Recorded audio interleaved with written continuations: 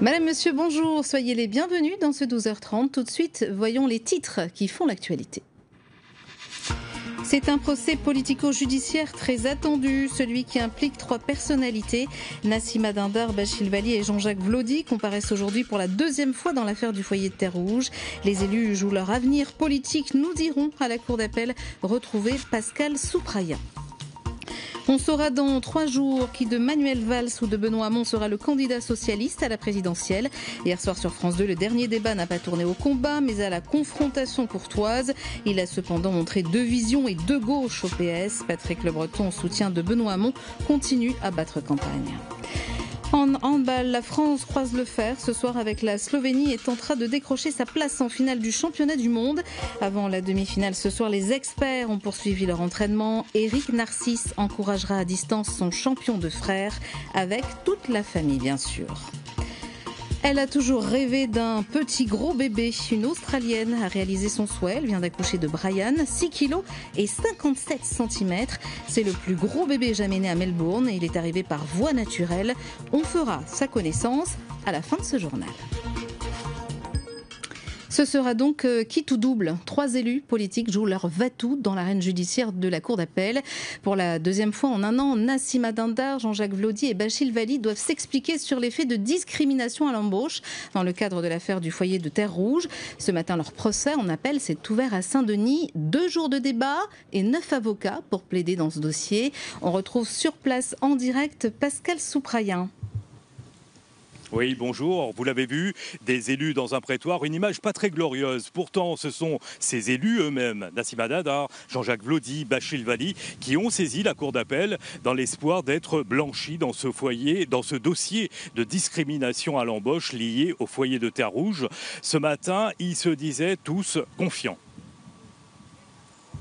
Avec les avocats, je suis ici pour que je puisse m'expliquer. Madame Dindar, vous êtes confiante ? Toujours. On va faire le débat, on verra après, tout va bien. Voilà, on a encore 2 jours de travail. Je suis serein, je fais confiance à la justice.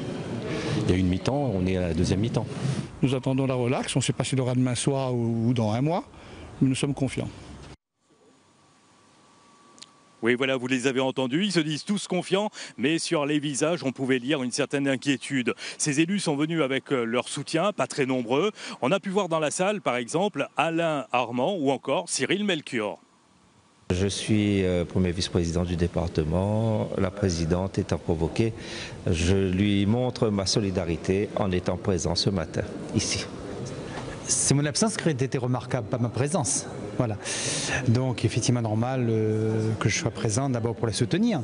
Et puis ma proximité avec la présidente fait que je ne peux qu'être là. Et un homme suit ce procès avec une attention toute particulière. C'est Paul Junot, Pascal, celui qui a fait éclater cette affaire. Oui, Paul Junot qui est avec nous ce midi. Bonjour Paul Junot, merci de réserver à Réunion Première votre première déclaration à l'ouverture de ce procès. Qu'est-ce que vous attendez de cette audience ? Une victoire de la justice tout simplement, à savoir les faits sont extrêmement graves. Il y a eu des victimes, les enfants d'abord qui ont été donc dans ce foyer, les personnes salariées et ensuite la démocratie, l'image que l'on peut donner à la démocratie au niveau de ces élus. Donc compte tenu de l'extrême gravité des faits, nous attendons une victoire de la justice qui viendrait mettre fin à ce système qui aujourd'hui vient pénaliser et qui encourage les extrémismes et le populisme au niveau de la population. À vous entendre, il n'y a aucun doute, pour vous, ces élus ont cherché à favoriser leurs militants dans l'embauche au foyer de Terre-Rouge.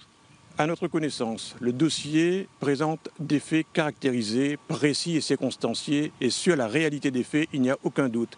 Maintenant, peut-être, on pourrait essayer, tenter de dénaturer, d'altérer ces faits, mais la réalité est une et intangible. Et si on s'en tient à la réalité des faits, ils sont caractérisés, précis et circonstanciés. Il ne devrait pas y avoir de changement, je dirais, dans la reconnaissance de la culpabilité de ces élus. Dernière question, vous attendez une condamnation plus grave ? C'est au juge de décider en fonction, je dirais, le quantum qui sera attribué, en fonction, je dirais, de ce qu'ils vont apprécier dans la réalité du dossier en ce qui concerne la perception. Nous, notre perception, c'est que ça devrait aller bien au-delà de ce qui a été donné en première instance, compte tenu de la gravité et surtout de toutes les victimes dont on a un peu oublié, les enfants de ce foyer, les 17 personnes licenciées et surtout l'image de ces élus dans une démocratie qui devient de plus en plus extrémiste compte tenu de l'image véhiculée au niveau de ces élus. Merci beaucoup, Paul Junot, pour votre première réaction. Outre la prison avec sursis et les peines d'amende prononcées en première instance au tribunal correctionnel de Saint-Pierre, ces élus contestent surtout la peine d'inéligibilité et ils espèrent la voir annulée. L'audience est prévue ici sur 2 jours. Merci Pascal pour ce compte-rendu d'audience. Je rappelle, vous étiez en direct de la Cour d'appel. Justice toujours avec ce rassemblement devant le tribunal de Champfleury ce matin. À l'origine de cette manifestation, le mouvement indépendantiste LPLP, l'Organisation populaire pour libérer notre pays. À sa tête, Bernard Grondin, qui s'estime victime du système colonial. L'homme ne digère pas d'avoir été condamné pour avoir refusé d'être juré aux assises. Autre mobilisation dans le sud, cette fois avec la colère des agriculteurs de la FDSEA. Ce matin, ils étaient une quarantaine à manifester devant la Saphir, dont ils dépendent depuis le début de l'année.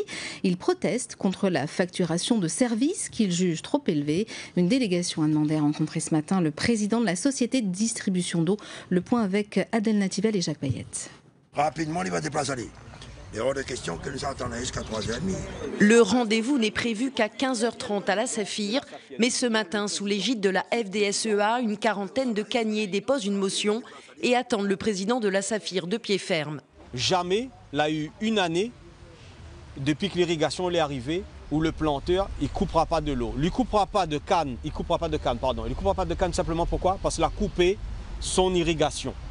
Reçue par le directeur, une délégation expose les problèmes des planteurs de l'Ouest attachés à la Saphir depuis le 1er janvier 2017 et du Sud où les compteurs d'eau sont arrêtés faute de règlement.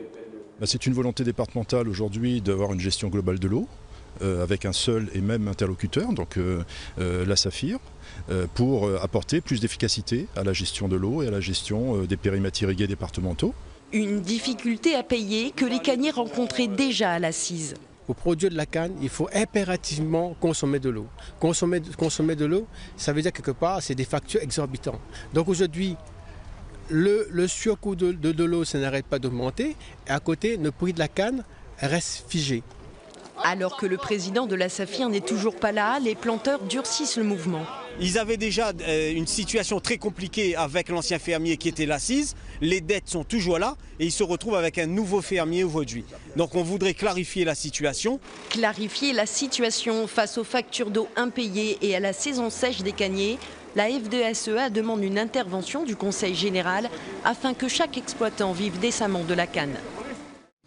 Et une rencontre a lieu actuellement entre la délégation de la FDSEA et le directeur de la Saphir. On le sait, les embouteillages sont une des plaies de la Réunion. Le réseau routier est saturé aux heures de pointe. Le covoiturage est une solution pour limiter le nombre de voitures sur la route. Depuis 6 mois, une application appelée Carrosse fait son bonhomme de chemin et séduit de plus en plus d'automobilistes. Le reportage de Sigrid Chan-Kaibon et d'Alexandra Pêche. C'est une nouvelle habitude que prend Seindou, utiliser l'application Carrosse pour se déplacer. Conducteur de poids lourd, il apprécie se faire véhiculer. Je suis accro dessus. J'utilise même le week-end et j'aime bien l'application vu que ça nous permet de se faire des amis. Ce jour-là, il fait la connaissance de Marianne, une habituée de l'application. On s'envoie des textos avant pour prendre des rendez-vous pour emmener la personne ou tel endroit, récupérer et déposer. Au début, c'était un peu une crainte, mais après, ça passe. Start-up parisienne, Carrosse s'est implantée à La Réunion en juin 2016. L'application s'adresse aux particuliers, mais aussi aux entreprises et aux collectivités. Il faut le percevoir comme une extension de l'offre de transport en commun. Je pars de chez moi dans les Hauts en covoiturant pour retrouver l'arrêt de bus. Ensuite, je prends le bus et puis je finis mon trajet à pied ou dans un autre mode de transport. C'est ça la multimodalité. Carrosse est en pleine expansion. La start-up a été choisie par Facebook. Elle va bénéficier d'un accompagnement du géant américain à partir du mois d'avril. En attendant, l'application s'appuie sur d'autres partenaires. Réunionnais qu'on est là pour eux, leur permettre de faire des économies, parce qu'on sait que en moyenne, un automobiliste dépense environ 2400 € en carburant, et là, ce serait diminué de 2 sa facture. Économie de carburant sur l'année. En outre, quand vous utilisez Carrosse, le kilomètre vous revient à 10 centimes. Vous participez à la protection de l'environnement. Marianne, réceptionniste dans l'Ouest, y trouve son compte. Moi, comme de Saint-Denis à Saint-Gilles, parfois ça fait long après une journée ou même au début de journée. Donc ça passe un peu plus vite. La fermeture de la route du littoral en décembre a permis à Carrosse de multiplier par 12 son nombre d'utilisateurs. Et si 10% des automobilistes réunionnais se décident à covoiturer, les embouteillages disparaîtraient, notamment sur la Corniche. C'était il y a 37 ans et les Réunionnais s'en souviennent encore. Le 26 janvier 1980, le cyclone Hyacinthe balayait notre île avec de lourdes conséquences sur le quotidien de la population. Des vents à plus de 180 km/h et une route en corniche impraticable. Hyacinthe a joué avec les nerfs des Réunionnais puisqu'il est passé 3 fois sur le département. Triste anniversaire puisque le bilan de ces passages est de 25 morts et de 8000 sans-abri. Au chapitre politique maintenant, le duel tant attendu n'a pas eu lieu. Les 2 finalistes de la primaire à gauche se sont affrontés hier soir sur le plateau de France 2, mais la confrontation est restée courtoise. Manuel Valls et Benoît Hamon ont marqué leurs différences, accentuant un peu plus la fracture à l'image de la division à gauche. Martin Baumer. On attendait un Manuel Valls incisif, c'est un Benoît Hamon très à l'aise qui s'est jeté le premier dans l'arène. On va commencer le débat parce que là moi j'ai un désaccord avec Manuel Valls. Très vite la tension est montée entre les 2 candidats, notamment sur la question du revenu universel proposé par Benoît Hamon. Il y a une différence entre le rêve et l'illusion et la crédibilité d'un projet. Moi je suis le candidat de la feuille de paie. Et je ne veux pas et je ne voudrais pas que mon ami Benoît Hamon se retrouve être le candidat de la feuille d'impôt. J'ai dit précisément que je ne voulais pas augmenter les impôts. Pourquoi ? Parce que moi j'assume de dire qu'il faut en finir avec le dogme des 3% de déficit public. En retard dans les sondages, Manuel Valls a tenté de pousser son adversaire à la faute, attaquant Benoît Hamon, notamment sur sa conception de la laïcité. Moi je ne prête aucune intention à Benoît. Mais dans ce combat que nous menons pour la laïcité, pour la République, il faut être très clair. La laïcité, ça n'est pas un dogme de plus. Ça n'est pas la religion de ceux qui n'ont pas de religion. C'est l'art de vivre ensemble. Finalement, les 2 hommes n'auront été d'accord que sur très peu de dossiers. On oublierait presque qu'ils appartiennent au même parti. D'ailleurs, j'ai toujours respecté les règles. Ce n'a pas toujours été le cas de Benoît au cours de ces 2 dernières années. Respecter les règles, c'est commencer par respecter les programmes sur lesquels on est élu. Ils devront pourtant se rassembler dès dimanche soir. Et les Réunionnais ont dû veiller tard pour suivre ce débat. Ici, les 2 candidats à la course à la présidentielle sont entrés dans l'arène vers minuit, heure de la Réunion. Selon un sondage, 60% des téléspectateurs ont jugé Benoît Hamon plus convaincant que Manuel Valls. Et vous, qu'en pensez-vous ? C'est la question que Jean-Marc Seguin vous a posée. À l'heure où Saint-Paul se réveille, chacun va qu'à ses occupations. Difficile de trouver ceux qui ont vu le débat hier soir à Mont-Valls. Alors là, pas du tout. Alors là, du tout. Là, on va dire qu'on n'est pas au courant de tout ça. Donc voilà. Ça vous intéresse pas ?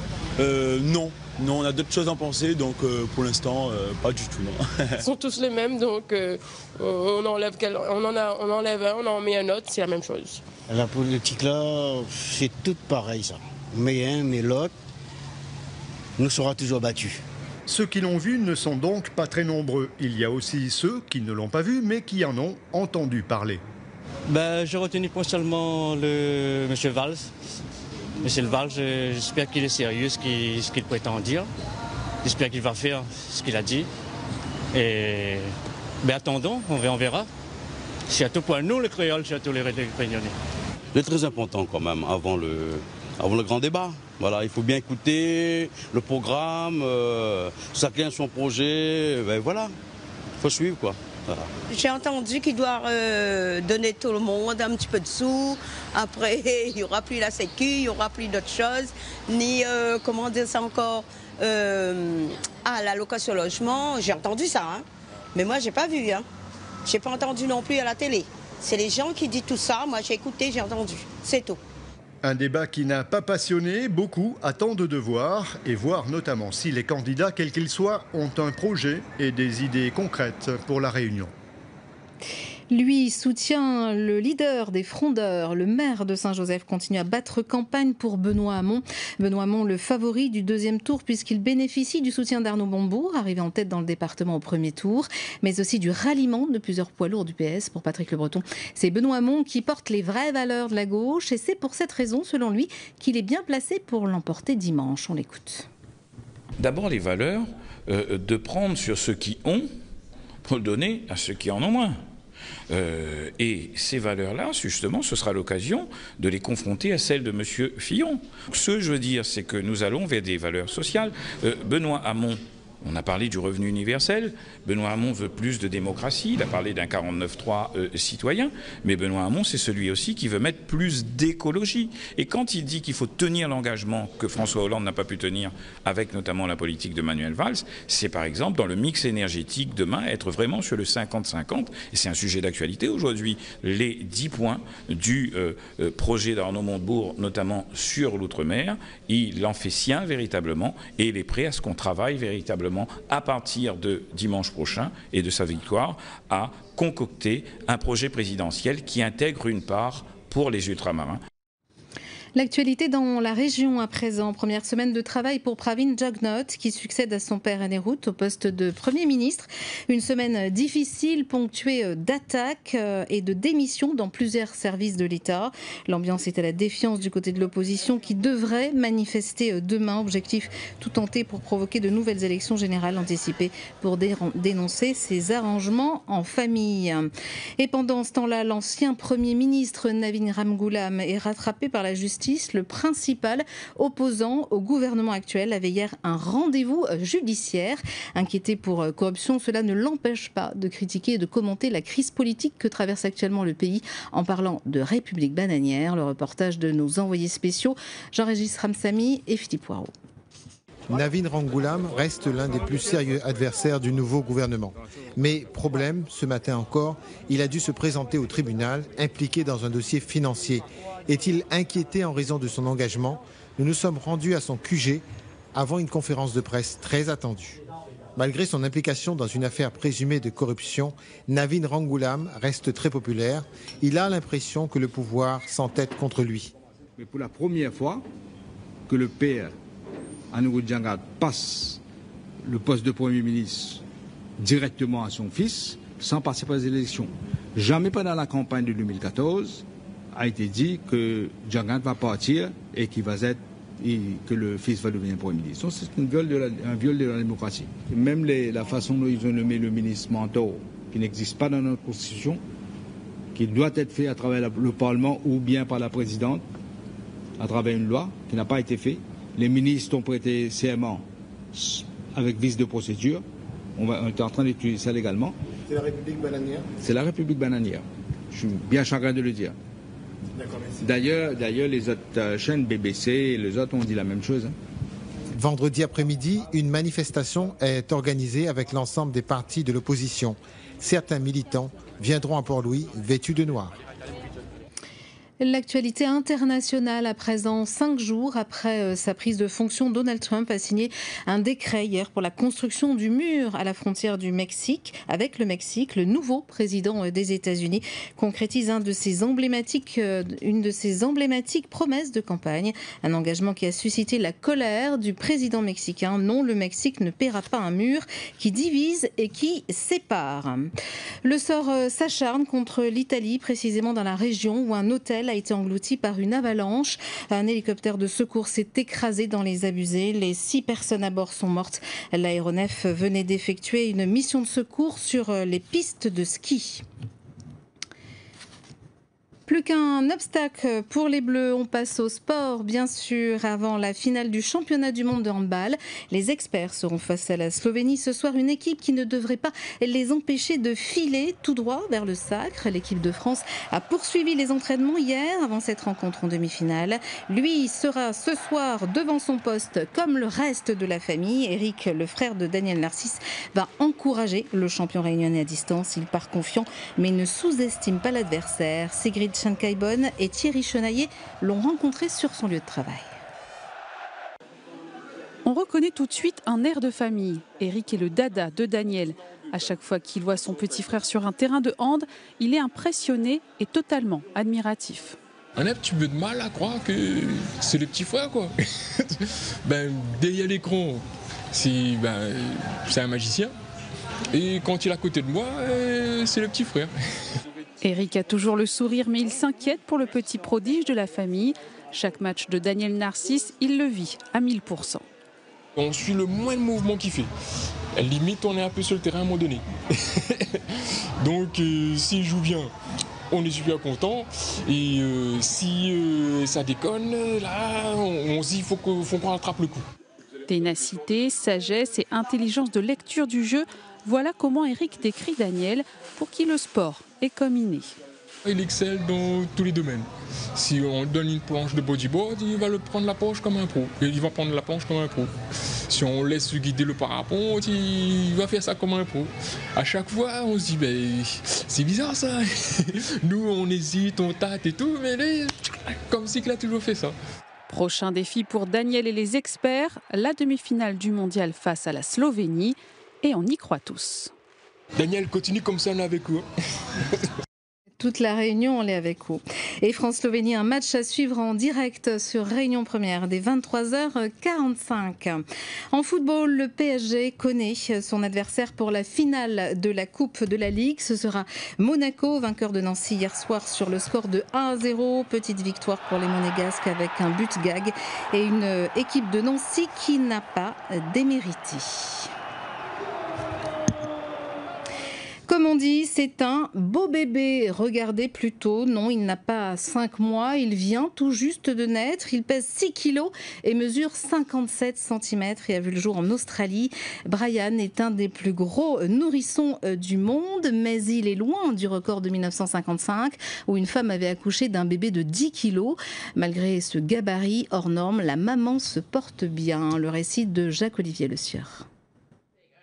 Voici le petit Gulliver australien sur la balance. 6,8 kg pour 57 cm. Les parents de Brian Jr. ne sont pas peu fiers. Je pense que j'étais un peu impressionnée, un peu secouée. L'accouchement s'est fait par voie naturelle. On m'a aidée avec du gaz analgésique. C'était un peu inquiétant ce matin, mais maintenant tout le monde va bien. Ma compagne va bien et mon bébé va bien. Déjà mère de 3 enfants, Natasha Corrigan vient de mettre au monde le plus gros bébé à l'hôpital Mercy de Melbourne. J'en ai rêvé. J'ai toujours voulu avoir un gros petit bébé. Et maintenant, j'en ai un très grand. Pour l'instant, les parents sont vraiment comblés. Voilà, quel courage et quelle santé. Bravo à la maman et bienvenue au bébé dans ce monde. Ce journal est terminé. Merci de votre attention. À ce soir, 19h. Merci. L'information continue sur les réseaux sociaux et sur notre site internet réunionpremière.fr.